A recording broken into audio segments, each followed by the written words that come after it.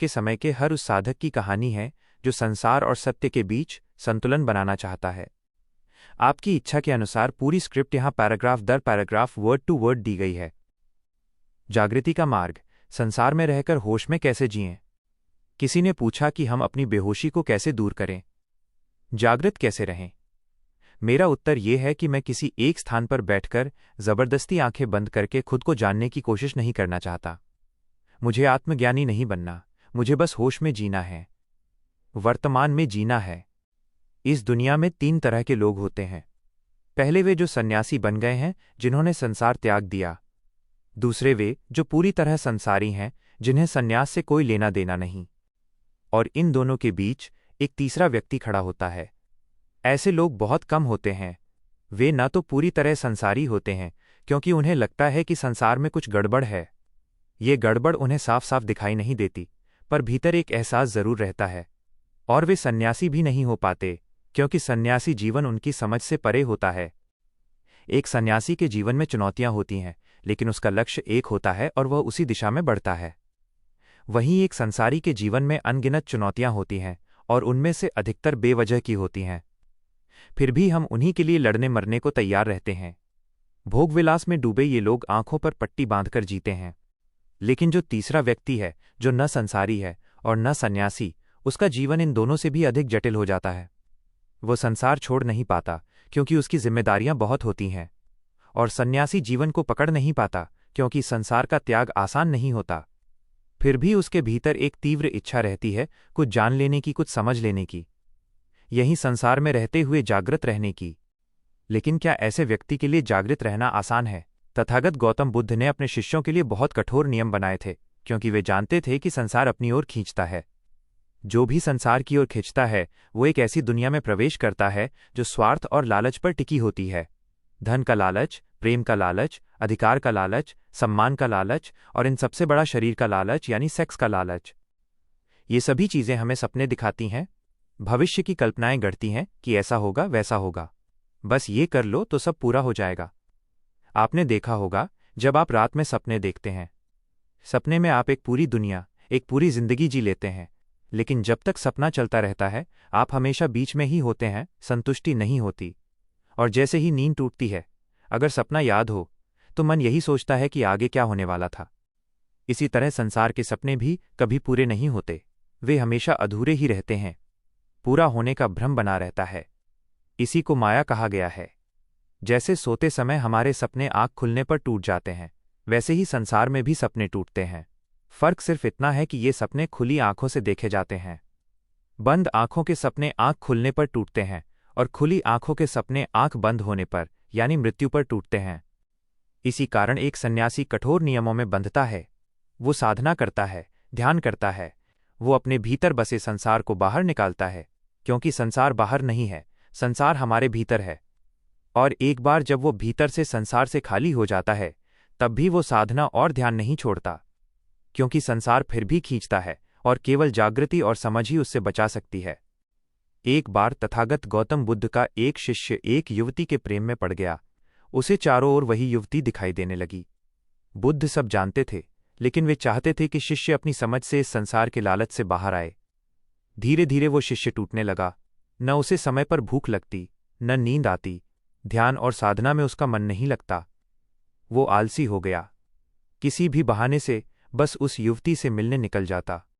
जब बुद्ध ने देखा कि शिष्य अपनी समझ से नहीं संभल रहा है, तो उन्होंने उसे चेताया। कहा, कितनी बार एक ही गलती करोगे? हर बार गिरते हो, हर बार पछताते हो, फिर भी उसी गड्ढे में गिरने को तैयार हो। समझो, जागो। लेकिन संसार ने उसे पकड़ लिया था। एक रात वो विहार छोड़कर चला गया और विवाह कर लिया। कुछ वर्षों बाद वही शिष्य चोरी करते हुए पकड़ा गया। राजा ने उसे मृत्युदंड दे दिया। जब सिपाही उसे पकड़कर ले जा रहे थे, तभी उसी मार्ग से तथागत गौतम बुद्ध गुजरे। बुद्ध को देखते ही शिष्य को याद आ गया कि वो कभी बुद्ध का शिष्य था। उसकी राह कुछ और थी, उसकी खोज कुछ और थी। वो इस मार्ग पर भटक कर आ गया था। वो सोचने लगा, मैं क्या हो गया? एक साधक से चोर बनकर रह गया। बुद्ध ने अपने शिष्य को पहचान लिया। वे उसके पास आए और कहा, समय अभी भी नहीं निकला है। हर बार पछताते रहे हो। कितनी बार सिर्फ पछताते रहोगे? अपनी स्मृति को पकड़ो। जिस ध्यान को तुमने कभी जाना था वही तुम्हें बचा सकता है। स्मृति को जागृत करो। देखो तुम कौन हो। बुद्ध की बात उस शिष्य की समझ में उतर गई। उसकी चेतना का एक द्वार खुल गया। उसने अपने ध्यान को याद किया और उसी क्षण ध्यान में उतर गया। उसका रूप बदल गया। जो अभी तक एक चोर दिखाई दे रहा था, अब वही एक तेजस्वी सन्यासी प्रतीत हो रहा था। जब ये बात राजा तक पहुंची तो राजा स्वयं उस चोर को देखने आया। उसे देखकर राजा ने कहा, ये चोर नहीं हो सकता। राजा ने उससे पूछा, क्या सच में तुमने चोरी की थी? अगर तुम कह दो कि तुमने चोरी नहीं की तो मैं तुम्हें छोड़ दूंगा। शिष्य ने उत्तर दिया, राजन, जान बचाने का लालच भी लालच ही होता है और मुझे ये लालच नहीं है। मैंने इस संसार में रहकर चोरी की है, ये सत्य है। फिर उसने कहा, इस संसार में हर कोई चोर है। कोई धन की चोरी करता है, कोई प्रेम की चोरी करता है, कोई सम्मान की चोरी करता है, कोई विचारों की चोरी करता है। बिना चोरी के इस संसार में कोई काम नहीं होता। यहां सब लुटेरे हैं, लेकिन जो स्वयं को लुटने के लिए तैयार हो जाए वही सन्यासी है। राजा उस शिष्य की बातों से गहराई से प्रभावित हो गया और उसने उसका अपराध क्षमा कर उसे मुक्त कर दिया। अब जरा सोचिए, अगर एक सन्यासी को भी संसार खींच सकता है, उसे भ्रष्ट कर सकता है, तो उस व्यक्ति का मार्ग कितना कठिन होगा जो जागृत होना तो चाहता है लेकिन संसार छोड़ना नहीं चाहता, जो संसार में रहकर ही जागृति चाहता है। लेकिन कोई भी चीज तब तक कठिन नहीं होती जब तक हम उसे कठिन मानते हैं। वास्तव में सारा खेल संकल्प का है। जहां संकल्प शक्ति जागृत हो जाती है वहीं से मार्ग शुरू हो जाता है। जागृत होने का अर्थ ये मत समझ लेना कि ये कोई बहुत कठिन प्रक्रिया है। बस एक सच्चा संकल्प लेना होता है और उसे पूरा करना होता है। रास्ते में समस्याएं आती हैं, संकल्प टूटने का पूरा खतरा रहता है और वो टूटता भी है।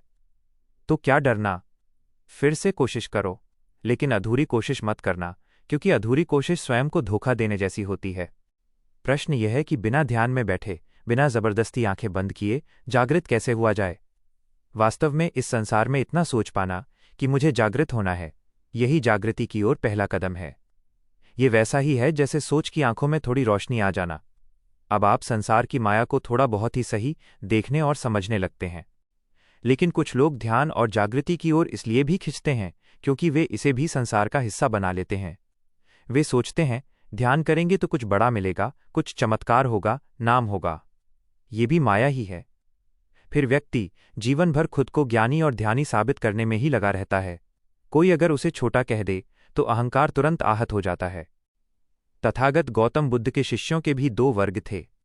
पहले वे जो भिक्षु थे, जो पूरी तरह संसार से अलग रहकर साधना करते थे, उनके लिए नियम बहुत कठोर थे।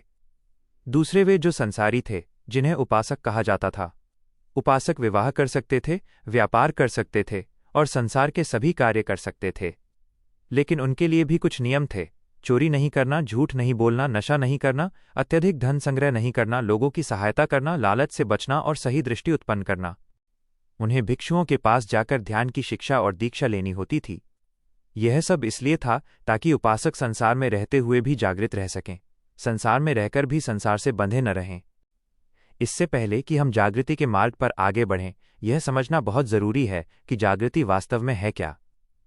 हमने शब्दों के बहुत बड़े और जटिल मतलब बना लिए हैं।